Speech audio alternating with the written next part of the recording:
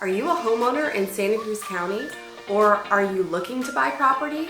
Here are big changes that are coming this year that could dramatically affect you. The first is the LAMP program. Pretty much what it means is you must inspect your septic system prior to the sale, and if there are issues, you likely need to have them fixed before the close of escrow. This is going to take effect in July. This is a big deal.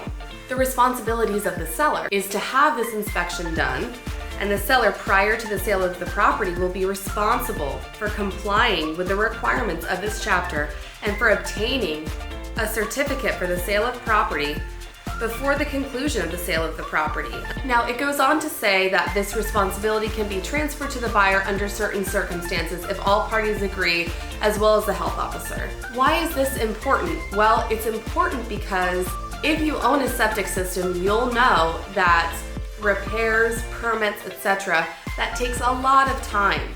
So requiring this to be completed before the close of escrow can really throw a wrench in the mix.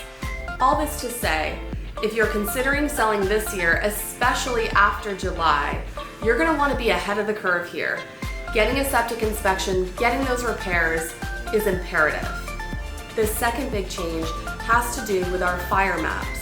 New maps are going to be coming out in the next few months, and why that matters to you as a potential homeowner or a seller, there are many properties being added to the high fire risk as well as very high fire risk.